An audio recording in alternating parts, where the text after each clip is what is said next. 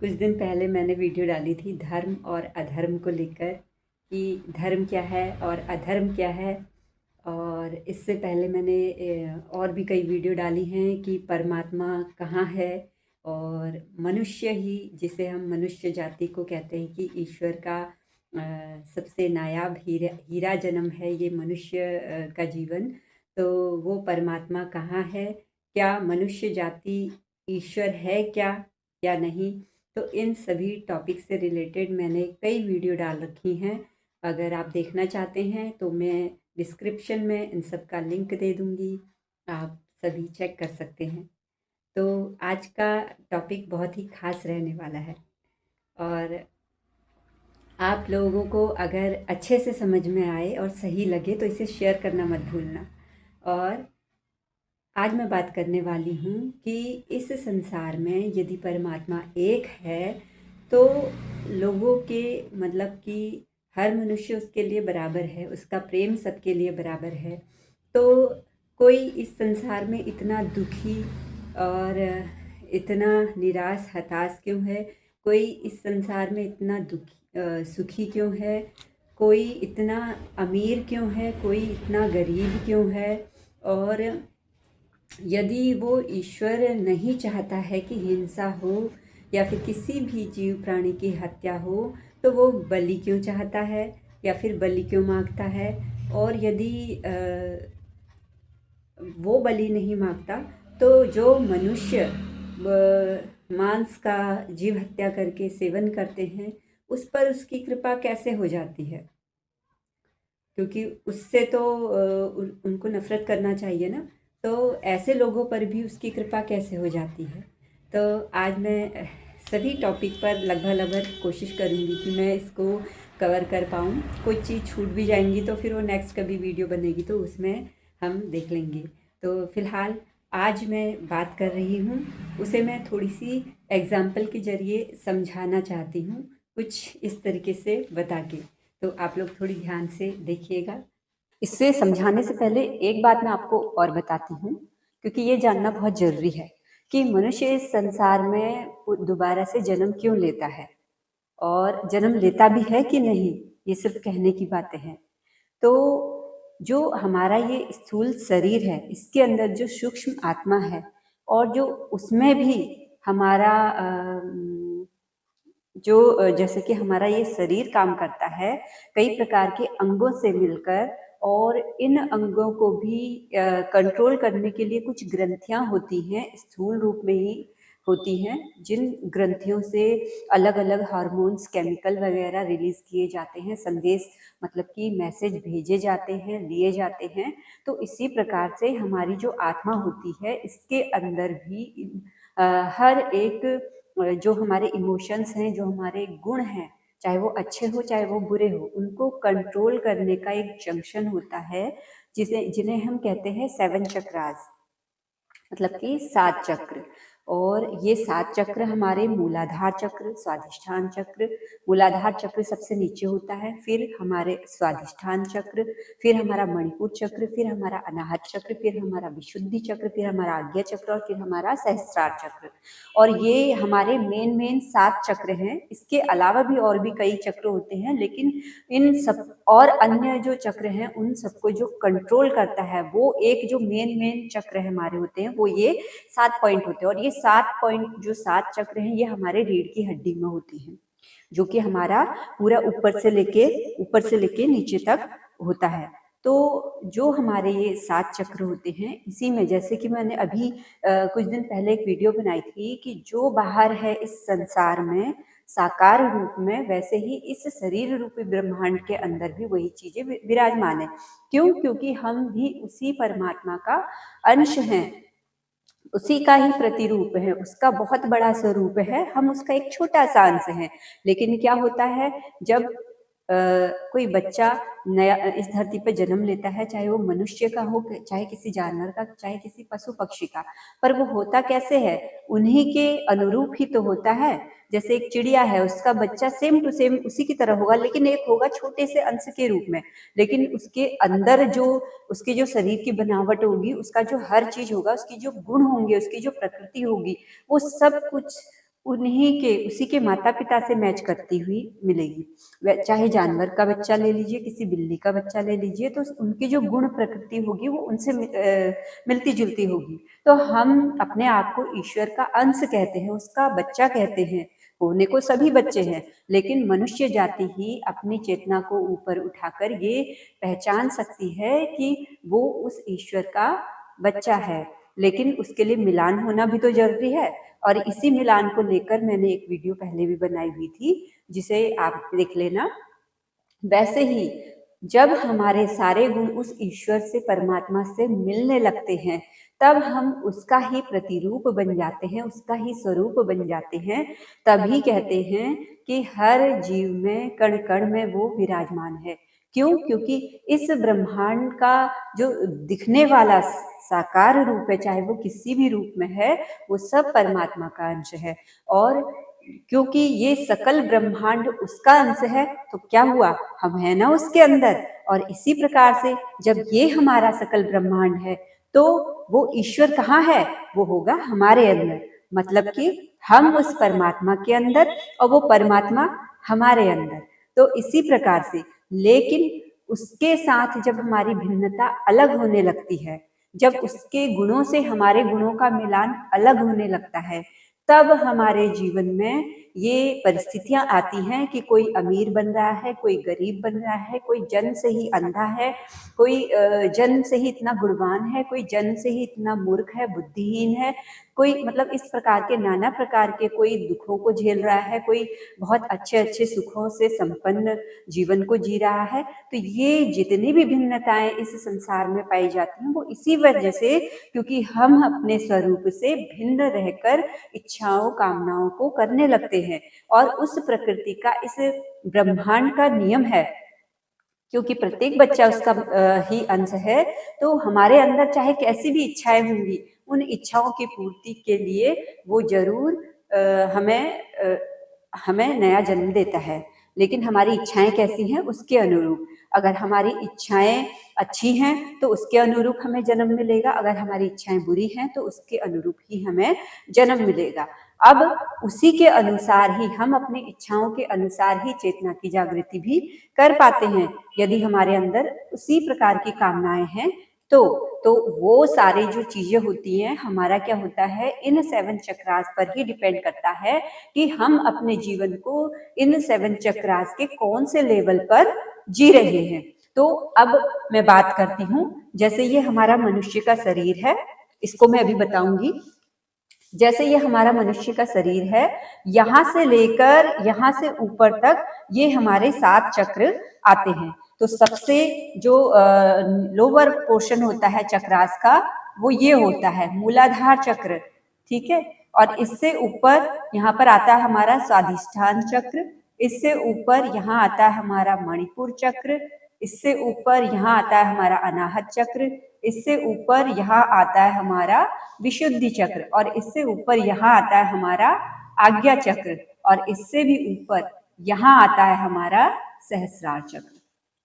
तो इस प्रकार से ये हमारे 7 चक्र होते हैं।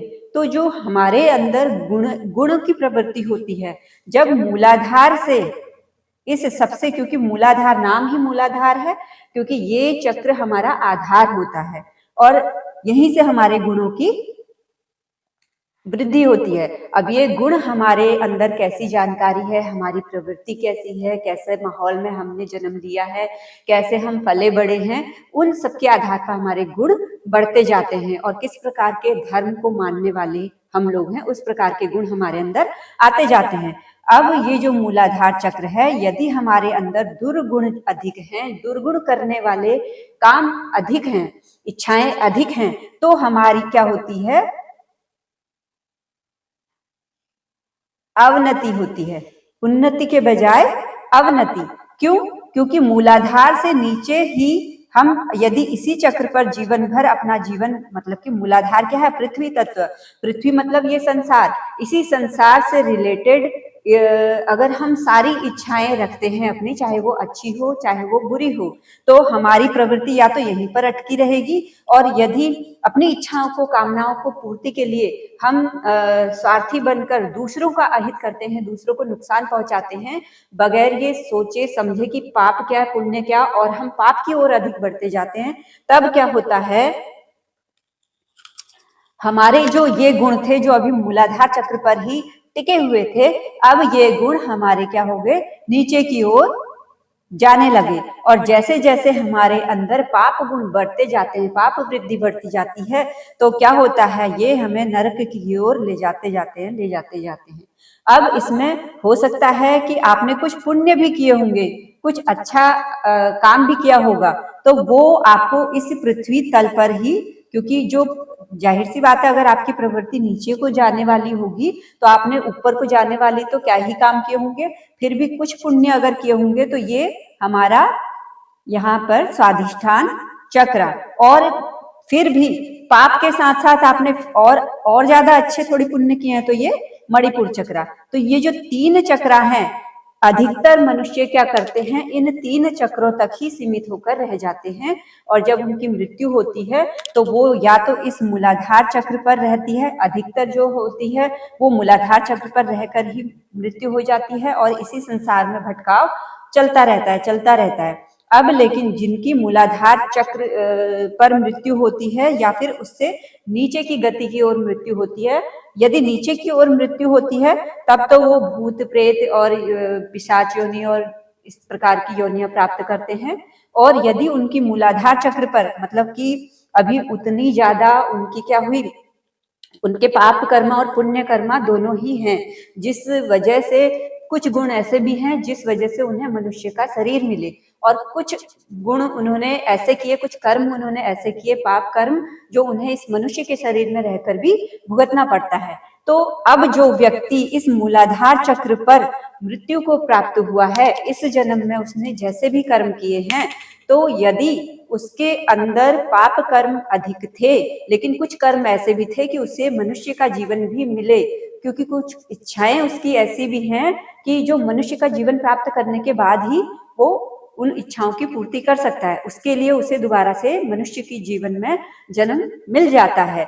लेकिन पाप कर्म भी किए हैं, इसी वजह से वो क्या करता है, इस धरती पर जन्म लेता है। लेकिन जो उसका शरीर की बनावट होती है, अब शरीर की बनावट का मतलब, जैसे कोई जन्म से ही कोई अपाहिज निकलता है, कोई अंधा निकलता है, कोई काना निकलता है, या फिर किसी का एक हाथ एक उंगली होती है, और किसी के कुछ मतलब एक हाथ होता है एक नहीं होता, या फिर कुछ जुड़वा निकल आते हैं, आपस में चिपके हुए होते हैं। तो ये सब जो वृत्तियां, ये सब जो इस प्रकार के जन्म देखे जाते हैं अलग टाइप के संसार में, वो इसी वजह से, कर्म फल प्रवृत्ति की वजह से हमें जन्म मिलता है। तो क्योंकि हमने जो अपना पहले जन्म जो हमें मिला था, उसमें हमने पाप कर्म ज्यादा किए, और लेकिन पुण्य कर्म भी किए थे कुछ, तो उसके हिसाब से हमें ये मनुष्य शरीर इस धरती पर मिल गया। लेकिन पाप कर्म क्योंकि ज्यादा थे, तो उसकी मनोवृत्ति कैसी थी, वो पापी तरीके से, पाप करने के तरीके से अपने जीवन को निर्वाह करना, या फिर उसके घर में जो पैसा आता था वो पाप के जरिए आता था। तो कहीं ना कहीं उसकी जो सोच, उसकी जो विचारधाराएं थी, कार्यशैली थी, वो पाप की ओर ज्यादा प्रवृत्ति रखती थी। तो उसने इस बार भी जो जन्म लिया, वो किस तरीके के घर में जन्म लिया, जहाँ पाप की प्रवृत्ति ज्यादा होगी, जहाँ फिर से वैसा ही जन्म उसे लेना पड़ेगा। लेकिन क्या हुआ, अब यहाँ पर भी उसे मनुष्य योनि मिली कुछ पुण्य कर्मों के कारण, लेकिन पाप योनि के कारण, पाप इच्छाओं के कारण उसका अभी ये जो शरीर है, इसका प्रत्येक जो अणु अणु बना हुआ है, वो किस अंधकारमय ऊर्जा से घिरा हुआ है। अभी तो उसने कर्म करना स्टार्ट नहीं किया, अभी तो ये बच्चा ही है, लेकिन अभी से उसका शरीर हमें दिखने को मानव जैसा ही प्रतीत होगा, लेकिन उसका जो अणु अणु इकट्ठा होकर उसका शरीर बना हुआ है, वो पिछले जन्म में जो उसने कर्म किए थे उसके अनुरूप ही बना हुआ है। अगर वो गोरा बना है तो उसके अनुरूप, काला बना है तो वो उसके अनुरूप, अगर उसका शरीर हष्ट पुष्ट है तो वो उसके कर्मों के अनुरूप ही, और अगर वो किसी प्रकार से अपंग है तो वो उसके कर्मों के अनुरूप ही। यदि वो दिमागी रूप से बहुत तेज है तो भी उसके कर्मों के अनुरूप, यदि वो बहुत बुद्धिहीन है, मूर्ख है तो भी, या फिर पागल है तो भी वो उसके कर्मों के अनुरूप। तो ये प्रारब्ध बन गया हमारा। अब लेकिन इसी प्रारब्ध के साथ में हमने अपना जीवन शुरू से, बचपन से जब से हम पल रहे हैं, तो वहां से अब जब धीरे धीरे करके बड़े हो रहे हैं, जैसे जैसे विचार करने की शक्ति हमारे अंदर जागृत हो रही है, हम जैसे जैसे जीवन को जीते जा रहे हैं, कर्म तो हमारे बन रहे हैं, चाहे वो जाने अनजाने में बने, चाहे जानबूझकर बने।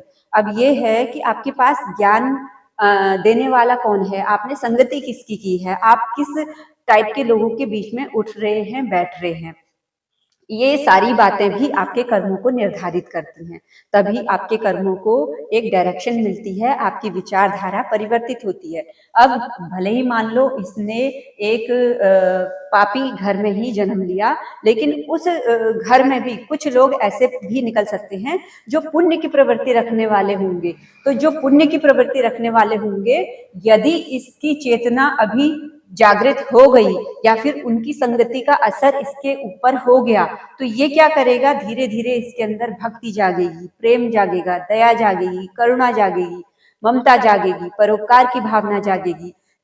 इसे पाप और पुण्य के प्रति एक लगाव उत्पन्न होगा, ये सचेत होना शुरू कर देगा, जागरूकता इसके अंदर आनी शुरू हो जाएगी कि पाप क्या है और पुण्य क्या है, मुझे किस प्रकार के से इस जीवन को जीना चाहिए, क्या करना चाहिए। क्यों? संगति के कारण, उसकी अपने ही घर की संगति के कारण। घर में कोई एक सदस्य भी यदि इस प्रकार से ऐसी संगत रखने वाला होता है तो औरों पर भी उसका असर जरूर होता है। अब ये भी डिपेंड करता है कि वो कितना जागृत है, उसकी चेतना कितनी जागृत है, और वो कितना उसका मनोबल कितना मतलब पक्का है। क्योंकि कभी कभार ऐसा होता है घर में अच्छी प्रवृत्ति के लोग भी होते हैं, लेकिन इन बुरी प्रकार की प्रवृत्ति के लोगों की वजह से उनके नीचे दबना उनकी मजबूरी हो जाती है, क्योंकि उनकी खुद की चेतना अभी जागृत नहीं होती और उनके अंदर वो विश्वास ही नहीं होता कि मैं कुछ कर सकता हूँ, या मैं कुछ आगे अपने लिए कर सकता हूँ, या आगे कुछ बढ़ सकता हूँ। इस प्रकार से वो इन प्रकार की प्रवृत्ति के लोगों के नीचे दब जाते हैं। लेकिन यदि उसकी अपनी आत्मा सबल है, उसकी चेतना जागृत है, उसकी जो इच्छा शक्ति है वो दृढ़ है, तो वो कहीं ना कहीं अपनी चेतना, अपनी इच्छा शक्ति के बल पर, अपने आत्मबल के बल पर इस प्रकार के लोगों को बदलने की प्रवृत्ति भी रखता है। अब क्या होगा, जब इसके अंदर जागृति संगत की वजह से जागेगी, तो इसके जो ये दुर्गुण रूपी शरीर में जो इस वक्त शरीर बना है वो तो बना ही है, लेकिन अब वो अपने कर्म क्या कर रहा है, धीरे धीरे सुधार भी रहा है और जीवन को भी जी रहा है। तो जब वो जीवन को जी रहा है और सद्गुणों की ओर जा रहा है, सत्कर्म कर रहा है। अभी कुछ दिन पहले मैंने एक वीडियो में बताया था, सद्गुण माने धर्म, दुर्गुण माने अधर्म। तो जब वो अच्छे से समझ गया पाप क्या है, पुण्य क्या है, सत्य क्या है, असत्य क्या है, न्याय क्या है, अन्याय क्या है, हिंसा क्या है, अहिंसा क्या है, जब इस प्रकार के, ये केवल शब्द नहीं है, बहुत गहरे अर्थ हैं, यही मूल तत्व हैं, मूल गुण हैं, मूल आधार हैं हमारे, हम सबके जीवन का, जो हमारे व्यक्तित्व को बनाते हैं, हमें निखारते हैं, या हमें उत्थान की ओर ले जाते हैं, या पतन की ओर ले जाते हैं।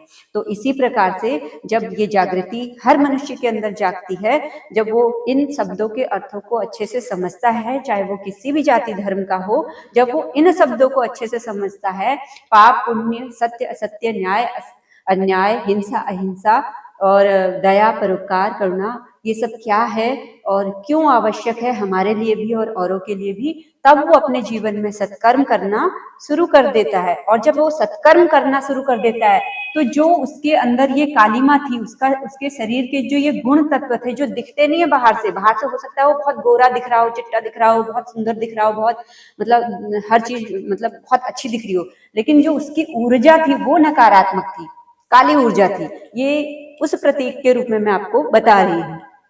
तो जब धीरे धीरे उसकी जो प्रवृत्ति है सत्य की ओर जाने लगती है और उस ईश्वर के सद्गुणों को धारण करने लगती है, समझने लगती है पाप क्या पुण्य क्या, और अपने कर्मों में सुधार करती है और सत्कर्मों की ओर आगे बढ़ती है, तब उसका जो ये धीरे धीरे जो काली ऊर्जा है उसमें से धीरे धीरे उसकी छटाई शुरू हो जाती है।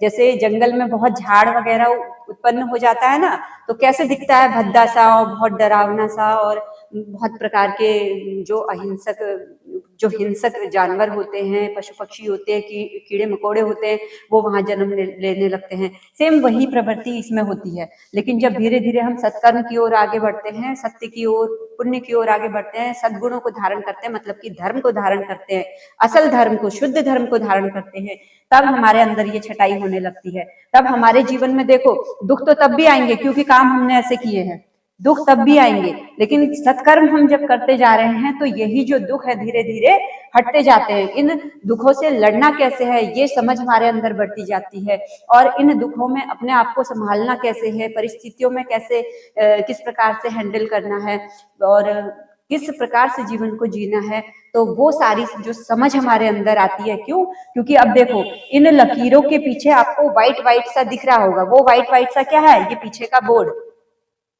ये व्हाइट व्हाइट सा पीछे का बोर्ड, पीछे का बोर्ड क्या है? शून्य, कुछ नहीं है, ये खालीपन है। तो यही जो खालीपन है, यही जो शून्य है, जो निराकार परमात्मा मैं आपको बता रही थी, हमारे अंदर भी शून्य है, क्योंकि हम उस परम शून्य के अंश हैं। तो यही जो शून्य है इसके अंदर धीरे धीरे देखो क्या हो रहा है, जागृत हो रहा है।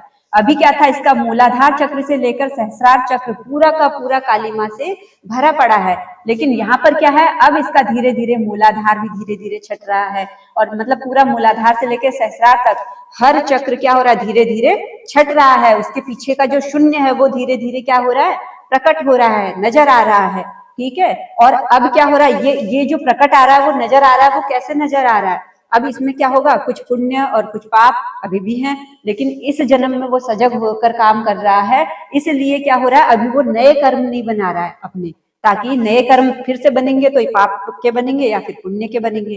लेकिन अभी वो सजग है, इसलिए कर्म तो उसे करने हैं, तो क्यों ना पाप के बजाय पुण्य के ही कर्म करें, और वो पुण्य के कर्म मतलब कि सत्कर्म करें। अब जो वो सत्कर्म कर रहा है, धर्म पर चल रहा है, तब उसके अंदर क्या हो रही है, ये शून्य की जागृति हो रही है, ये परमात्मा की जागृति हो रही है। उसके पीछे, उसके अंदर, पीछे मतलब उसके अंदर, अंतर्मन में। अंतर्मन सिर्फ हमारा यहाँ नहीं है, पूरे शरीर में है, अणु अणु में, एक एक कोशिका में हमारे से वो जुड़ा हुआ है, कहीं पर भी भिन्न नहीं है। तो वो सर से लेके पूरा क्या है, पांव तक, उसके अंदर क्या हो रही है, धीरे धीरे जागृति, छटाई शुरू होती जा रही है। अब जो उसको जो कुछ कर्मों के फल हो सकता था इतने गहरे थे कि उसको उन कर्मों को पूरा करने के लिए भी और भी कई जन्म लेने पड़ते, लेकिन अब क्योंकि वो सन्मार्ग पर है, भक्ति के मार्ग पर है, अच्छे धर्म को धारण किए हुए है, तो अब उसके क्या हो रहे हैं, जल्दी जल्दी से यही कर्म उसके सामने किसी न किसी घटना के रूप में आते जा रहे हैं। अब क्योंकि वो ईश्वर भक्त है, सच्चे मार्ग पर है, सत्य के मार्ग पर है, तो वो उसे शक्ति मिल रही है, इन सभी परेशानियों को झेलने की शक्ति भी उसे उस ईश्वर से ही मिल रही है। लेकिन वो उस ईश्वर से कहीं ऊपर से कृपा नहीं हो रही, कहाँ से कृपा हो रही है, उसके अंदर से ही कृपा हो रही है, क्योंकि वो ईश्वर उसी के अंदर जागृत हो रहा है धीरे धीरे करके। ठीक है, अब क्या हो रहा है, देखो कुछ लेवल पर उसके अंदर ये जाग गया। अब क्या है, जब वो उसके अंदर धीरे धीरे ईश्वरी तत्व जाग रहा है, धीरे धीरे कि शून्य क्या हो रहा है, प्रकट हो रहा है। शून्य प्रकट होना मतलब सत्य प्रकट होना। सत्य किस बात का, इस संपूर्ण संसार के सत्य का प्रकट होना। संसार में किस टाइप के लोग हैं, कैसे रिश्ते नाते हैं, लोग कैसे निभाते हैं, और हम अगर सत्कर्म कर रहे हैं तो प्रतिफल में हमें क्या मिल रहा है, ये दुनिया ऐसी ही है, रिश्ते ऐसे ही हैं, जो हर चीज की एक छोटी छोटी सच्चाई है वो हमारे समक्ष क्या हो रही है, प्रकट हो रही है। और हमें क्या करना है, उसे स्वीकार करना है। अच्छा है चाहे बुरा है, लेकिन उसे हमें स्वीकार करना है। सिर्फ हमें अपने कर्मों पर ध्यान देना है कि हमने जीवन को कैसे जीना है। तो इस प्रकार से जीवन जीते जीते अब वो आगे बढ़ता जा रहा है। क्यों? क्योंकि उसने अपना जो कर्म है वो नहीं छोड़ा। वो कर्म तो उसे करना ही है, उसे पता है मुझे करना ही है। जब करना ही है तो हम अच्छे प्रकार से क्यों ना आगे बढ़े। तो इसी प्रकार से जब इस सोच को लेकर, क्योंकि जब हम अपने अंदर कोई संकल्प करते हैं, चाहे अच्छा करे चाहे बुरा करे, बुरा करेंगे तो जो बुरी शक्तियां हैं वो हमें और बुराई की ओर धकेलने के लिए हमारे पीछे पड़ जाएंगी। अच्छा सोचेंगे तो जो अच्छी शक्तियां हैं वो हमें और आगे बढ़ाने के लिए अपना सपोर्ट देना शुरू कर देंगी। लेकिन जब अच्छाई और बुराई के बीच लड़ाई होती है तो वो केवल बाहर बाहर लड़ाई नहीं होती, वो हमारे अंदर भी लड़ाई हो रही होती है। कैसे? इन गुणों के रूप में ही। ये गुण हमारे अंदर ईश्वरीय रूप में भी विराजमान है, ये गुण हमारे अंदर दैत्य रूप में भी विराजमान है, राक्षसी रूप में भी। और ये ईश्वर और दैत्य मतलब कि देवता और दानव, ये दोनों उस जो परम शून्य है इसी के ही गुण हैं। इसका उच्चतम लेवल मैंने बताया था शिव तत्व, और इसका निच्चतम लेवल मतलब कि राक्षसी प्रवृत्ति, असुर जाति। तो ये उसी के गुण है परमात्मा के। लेकिन अगर हमें ईश्वरी को प्राप्त करना है, उस परमात्मा को जानना है, तो हमें उसके उच्चतम गुणों को धारण करना पड़ेगा, यानी कि शिव तत्व को जानना पड़ेगा।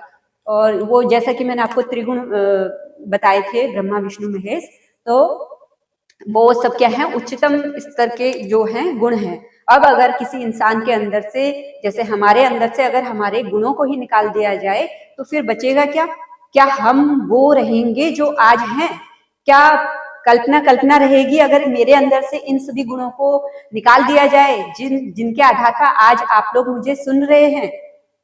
अब मैं जैसी जैसी वीडियो बनाती हूँ उसी अनुसार आप मुझे जान रहे होंगे, समझ रहे होंगे, चाहे अच्छाई के रूप में चाहे बुराई के रूप में। लेकिन ये क्या है? मेरे गुण ही तो हैं। अगर मेरे अंदर कुछ गुण रहे ही ना तो मैं क्या रहूंगी? मैं तो एक मृत के समान ही हुई ना। सेम वही, अगर ये सकल ब्रह्मांड जो दिख रहा है इसमें से उसके गुणों को निकाल दिया जाए, जिन्हें हम बोलते हैं 33 कोटि देवी देवता, उन्हीं 33 कोटि देवी देवताओं में एक मनुष्य जाति क्या है? हम भी हैं, हम भी उसके ही गुण का एक स्वरूप हैं। अब इसी मनुष्य जाति में भी अनेकों अनेकों प्रकार के धर्म और उनको मानने वाले मनुष्य हैं, लेकिन है तो मनुष्य ही, लेकिन वो मनुष्य भी अलग अलग गुणों को धारण करने वाले। ऐसे ही जो बहुत सारी पशु जाति है अलग अलग गुणों को धारण करने वाली है, ऐसी पक्षी जाति है अलग अलग गुणों को धारण करने वाली। तो क्या है? ये सब उसी का अंश है। ये वही लाइन है कि जब ईश्वर ने बताया एको अहम बहुश्यामि, मतलब एक भी मैं हूं और एक से अनेक भी मैं ही हूं। तो ये चीज है हमारी गुण और सद्गुण, धर्म और अधर्म। तो अभी मैं बात कर रही थी कर्मों पर। हमारी कर्मों की प्रवृत्ति आगे बढ़ती चली गई, हमारे चक्रास भी धीरे धीरे क्या हो गए? क्लियर होते जा रहे हैं। जैसे जैसे चक्रास हमारे कर्मों के आधार पर, हमारे कर्म क्या है? हमें सत्कर्म करने के लिए इस जन्म पर, इस धरती पर जन्म दिया है भगवान ने। तो क्या है वो सत्कर्म? क्या? जैसे कि हम जप करते हैं, तप करते हैं, ध्यान करते हैं, साधना करते हैं, आराधना करते हैं, सेवा कर्म करते हैं, दान कर्म करते हैं, परोपकार कर्म करते हैं, और इस भजन कीर्तन करते हैं, सत्संग करते हैं, उसकी वंदना करते हैं, उससे किसी भी रूप में उसका सम्मान करते हैं, उसको याद करते हैं, उसको याद करते हुए, उसका नाम लेते हुए, नाम जप करते हुए अपने दैनिक जो कर्म है उनको करते हैं। तो ये हर एक चीज क्या है? साधन है हमें उस परम को अपने अंदर ही जगाने का, जिसकी सहायता हम ले सकते हैं, और ध्यान इसका सबसे बढ़िया माध्यम है। अब क्या है? धीरे धीरे हम कर्म करते गए आगे को, और ये चक्रास भी हमारे क्लियर होते गए, और कर्म करते गए, चक्रास क्लियर होते गए, कर्म हमारे क्या हो गए? क्लियर होते गए। ये जो पुराने जन्म के हमारे क्या थे? नए कर्म तो अब हम बनाना बंद कर दिया है। नए कर्म जितना हम बचते हैं फिर भी जाने अनजाने में छोटे मोटे कर्म हमसे बनी जाते हैं, लेकिन फिर भी क्या होता है? उन छोटे मोटे कर्मों के लिए भी हम बार बार उससे माफी मांगते रहते हैं कि हमें माफ कर देना, कि अनजाने में जो हमसे गलती हुई। देखो, जानबूझकर की गई जो गलती है वो पाप है, लेकिन जो अनजाने में की गई गलती है उसके लिए बार बार क्षमा याचना करना, उसी के लिए उन्हीं पापों की गलतियों के लिए जो हमने अनजाने में कर दी है, उसी के लिए हम दान धर्म करते हैं, श्रम आदि करते हैं, अपना सेवा दान देते हैं, परोपकार करते हैं, या किसी भी प्रकार से सेवा प्रदान करते हैं अपनी, और उसका सत्संग भजन करते हैं। तो इसी प्रकार से हमारे क्या होते हैं? सत्कर्म क्या होते हैं? बढ़ते जाते हैं। अब धीरे धीरे क्या हो गया? देखो, इधर इधर लेवल आते आते अब हमारा क्या हो गया? यहाँ पर शुद्धिकरण बहुत हद तक हो चुका है। अब देखो, इसमें शून्य की जो दिख रही है, लेवल दिख रहा है, वो कितना बड़ा दिख रहा है। और यहाँ कैसा था? ये यहाँ तो शून्य दिख ही नहीं रहा था। और यही सब क्या है? हमारे पर्दे, अज्ञानता के पर्दे, हमारे कर्मों के पर्दे, दुष्कर्मों के पर्दे, जिसकी वजह से हमारे अंदर का जो शून्य था वो प्रकट नहीं हो रहा था। शून्य मतलब सत्य, सत्य मतलब ईश्वर, हमारे अंदर का ईश्वर जिसकी वजह से प्रकट नहीं हो पा रहा था।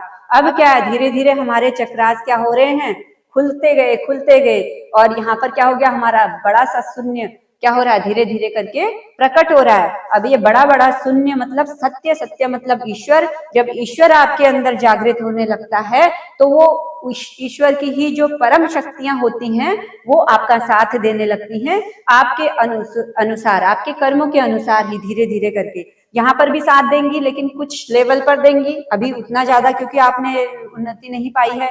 ऐसे ही जैसे यहाँ पर थोड़ी सी कम, यहाँ पर और बढ़ के, यहाँ पर और बढ़ के, यहाँ पर और बढ़ के, यहाँ पर और बढ़ के, तो ये शक्तियां धीरे धीरे आपकी क्या होंगी, आपका जो स्वयं का आत्मबल होगा, स्वयं की शक्ति होगी वो जागृत हो रही है। क्यों स्वयं की शक्ति क्यों बोल रही हूँ, क्योंकि आप ही तो वो परमात्मा है। आपने तो केवल एक ये शरीर का चोला ओढ़ रखा है बाहर से, इसके अंदर भी शून्य है और बाहर भी शून्य है। जिस दिन ये चोला मिट जाएगा, मतलब कि ये भ्रम का चोला जो ओढ़ रखा है ये मिट जाएगा, उस दिन आप और ये परमात्मा दोनों एक ही है, अलग नहीं है। जैसे मैंने वो गुब्बारे का एग्जाम्पल बताया था कि गुब्बारे को जिस दिन फोड़ देंगे उसके अंदर की हवा और बाहर की हवा एक ही हो जाएगी, कोई अंतर नहीं रहेगा। सेम वैसे ही जब आपके सदकर्मों से, आपके सद विचारों से, आपके बॉडी, माइंड एंड सोल, आपकी आत्मा, आपका शरीर और आपका मन जब एक शून्य लेवल पर आ जाता है, जब उसके अंदर केवल उस ईश्वरीय तत्व के जो सद्गुणों की उच्च प्रवृत्ति ही विराजमान रहती है, तब हम कहते हैं कि हे ईश्वर, हमारे जो भी कर्म है वो सब आपको ही समर्पित। गीता में तब कृष्ण ये इसी बात के लिए कहते हैं कि तू जो अच्छा कर रहा है, तू जो बुरा कर रहा है, तुझे लग रहा है कि तू पाप कर रहा है, क्यों? क्योंकि अर्जुन क्या था, बहुत ही भोला भाव का था, उसका सच्चा समर्पण था कृष्ण के प्रति। तो क्या हुआ, ईश्वर ने इसीलिए बोला क्योंकि उसकी आत्मा यहाँ पर थी, इन सब लेवलों को पार करते हुए उसकी आत्मा यहाँ पर थी। बहुत ही भोला और बच्चे का स्वभाव, बहुत ही मासूम, लेकिन उसे जो भी अब थोड़े बहुत अज्ञानता उसके अंदर इन काली लकीरों के रूप में बची हुई थी, यही उसके अंदर शंका लेकर आ रही थी कि मैं युद्ध नहीं करूंगा, इसमें मेरे बहुत सारे अपने हैं, इनको मार दिया तो मुझे पाप लगेगा। और इस प्रकार से बहुत ही तरीके से उसको मतलब अंदर शंकाएं थी कि ये युद्ध सही नहीं हो रहा है। मतलब कि उसे पता है कि वो धर्म के लिए लड़ा है, लेकिन फिर भी कहीं ना कहीं इन काली लकीरों के चलते, अज्ञानता के चलते वो क्या कर रहा है, उसे अधर्म मान रहा है। तो इन्हीं शंकाओं को दूर करने के लिए ईश्वर बोलते हैं कि ये जो काली काली थोड़े बहुत लकीरें भी बची हुई हैं, इन शंकाओं का भी त्याग करो। जो भी करने वाला हूँ वो मैं ही हूँ, कराने वाला भी मैं ही हूँ। यहाँ सब जो दिख रहा है तुम्हें ये कोई और नहीं, ये भी मैं ही हूँ, मरने वाला भी मैं ही, मारने वाला भी मैं ही। तो इसका अर्थ समझो, इसका अर्थ क्या है, इन सबके अंदर शून्य विराजमान है, मतलब कि परमात्मा यहाँ भी है, परमात्मा यहाँ भी है। तो तुमने क्योंकि मुझे पूर्ण समर्पण कर दिया है, अपना सद्गुणों को धारण किया है, शुद्ध धर्म को, शुद्ध ज्ञान को धारण किया हुआ है, तो इसका मतलब क्या, तुम भी मेरा ही प्रतिरूप हो। तो तुम ये समझो कि तुम्हारे कर्म तुम्हारे नहीं, अब ये कर्म क्या है, मेरे हैं। तो तुम्हें कोई पाप नहीं, कोई पुण्य नहीं। क्यों? क्योंकि पाप और पुण्य को रखने की जब हमारे अंदर क्या लालसा होती है कि भगवान मैं अगर पुण्य करता जाऊं तो मुझे अच्छे कर्म मिलेंगे, अच्छा जन्म मिलेगा और अच्छे फल के स्वरूप में, मतलब सब कुछ अच्छा अच्छा ही मिलेगा। और अगर पाप करूंगा तो मुझे बुरा बुरा ही मिलेगा, दंड स्वरूप में, चाहे कैसे भी। लेकिन जब हमारी वृत्ति जो है, जब हमारा जो मन है ये पाप और पुण्य से भी ऊपर उठ जाता है, जब वो सोचता है कि जानबूझकर तो मैं कभी भी अपने जीवन में पाप नहीं करूंगा, पर अनजाने में भी यदि हो जाए तो उसका क्या। तो उसी शंका के समाधान के लिए ईश्वर बोलते हैं कि वहां पर तुम तनिक भी शंका मत रखो कि तुमसे अनजाने में यदि कोई पाप हो जा रहा है तो वो तुम मुझे ही समर्पित करो। तुम्हारे जो कर्म हैं, चाहे वो पाप के हैं चाहे वो पुण्य के हैं, तुम दोनों ही मुझे समर्पित कर दो। तब ईश्वर कहते हैं कि तुम अपने पाप और पुण्य मुझे समर्पित कर दो, तो तुम्हें कोई फल नहीं भोगना पड़ेगा। जब तो हमारे पास ना हमारा पाप रहेगा, ना हमारे पास हमारा पुण्य रहेगा, तब हमें मुक्ति मिलेगी ना। क्यों? क्योंकि अब हमारे अंदर पाप और पुण्य से तो ऊपर वही उठ सकता है जो अपनी कामनाओं से ऊपर उठ जाए, है ना। तो मुक्ति क्या है, इन सभी कामनाओं की, इच्छाओं की पूर्ति। पूर्ति मतलब कि समाप्ति, खत्म। अब लोग इसका भी क्या अर्थ समझते हैं कि जो ईश्वर भक्त हो जाता है या अपने आप को शुद्ध संत दिखा रहा है, उसके अंदर कोई कामना नहीं है, इसका मतलब वो गाड़ी में क्यों घूम रहा है, इसका मतलब वो ऐसा क्यों पहन रहा है, इसका मतलब ये क्यों कर रहा है। इन चीजों से मतलब नहीं है, जीवन तो उसने जीना है ना, तो कपड़े लत्ते भी पहनने हैं, खाना भी खाना है, और अपने कर्मों के अनुसार उसे भोजन स्वयं ईश्वर ही दिला रहे हैं, चाहे वो जिस भी परिस्थिति में दिला रहे हैं, कैसे भी दिला रहे हैं। तो जैसे वो रखना चाह रहे हैं उसी प्रकार से वो रह रहा है। अगर ईश्वर चाह रहे हैं कि वो गाड़ी में घूमे तो वो गाड़ी में घूम रहा है, ईश्वर चाह रहे हैं कि वो बैलगाड़ी में घूमे तो वो बैलगाड़ी में घूम रहा है। लेकिन क्या है, उसके अंदर की प्रवृत्ति कैसी है, ऐसी है कि ऐसी है, ये सबसे इंपॉर्टेंट है। कि अगर उसको गाड़ी मिल गई तो वो उसमें भी संतुष्ट, अगर उसे साइकिल मिल गई तो वो उसमें भी खुश, और अगर ना गाड़ी मिली ना साइकिल मिला तो दो पैरों के पैदल चल के उसमें भी खुश। तो मतलब कि उसकी प्रवृत्ति ये है कि वो चाहे कैसी भी परिस्थिति में वो खुश ही रहेगा। और देखो, इस संसार में अगर कुछ करना है तो हर चीज के लिए पैसा चाहिए होता है, तो पैसा चाहिए होगा तो उसके लिए कर्म करना भी जरूरी है। लेकिन कर्म करना है, लेकिन अंदर का मनोभाव ये रखना है कि हर स्थिति परिस्थिति में खुश, संतुष्ट, किसी से कोई ईर्ष्या द्वेष नहीं, कोई जलन नहीं, सिर्फ अपने कर्मों पर ध्यान कि हम क्या कर रहे हैं। तो जब हमारी एक्चुअल प्रवृत्ति ऐसी हो जाती है कि बाहर का चोला क्या है हम सब समझ रहे हैं, मतलब कि बाहर की दुनिया, बाहर का चोला मतलब हमारा बाहर का शरीर भी और बाहर की दुनिया भी क्या है हम अच्छे से समझ रहे हैं, लेकिन हम इस बीच के शून्य को भी अच्छे से समझ रहे हैं जो हमारे अंदर जागृत हो गया है। अब ये बीच का शून्य क्या है, यही बाहर का संसार भी है, यही हमारे अंदर का परम सत्य भी है। बाहर भी सत्य है और अंदर भी सत्य है, यही बाहर भी ईश्वर है और अंदर भी ईश्वर प्रकट हो गया है। हम उस ईश्वर के अंदर और वो ईश्वर हमारे अंदर, तो यही है हमारा क्या है, परम सत्य। तो आई होप आप लोगों को बहुत अच्छे से मतलब समझ में आएगा पता नहीं अच्छे से समझ में आया कि नहीं आया, पर अपनी तरफ से मैं ये प्रयास कर रही थी कि बहुत सारे सवाल इस तरीके से होते हैं कि अगर वो परमात्मा है तो कुछ लोगों को ऐसा क्यों बनाया, कुछ लोगों को ऐसा क्यों बनाया, और ये पुनर्जन्म होते हैं कि नहीं होते, या ऐसा जो भी है। और मेरे ख्याल से इस वीडियो को जो कोई भी देख रहा है उसके बहुत हद तक कुछ डाउट तो फिर भी क्लियर हुए होंगे, और अगर कुछ डाउट फिर भी रहते हैं या जो भी है तो आप मुझे कमेंट कीजिएगा। और मेरे यूट्यूब चैनल कल्पना अधिकारी को आप सब्सक्राइब कर लीजिए, बेल आइकन को दबाना मत भूलना ताकि आने वाले सभी वीडियोस के नोटिफिकेशन आपको बराबर मिलते रहे।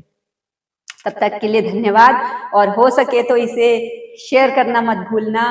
और जो लोग भी मेरे इस वीडियो को, जो मेरी पिछली वीडियो है जिन्होंने भी शेयर किया है, उन सभी का तहे दिल से मैं धन्यवाद करती हूँ। और बस आज के लिए इतना ही। आप सभी को प्रणाम, मेरी राम राम।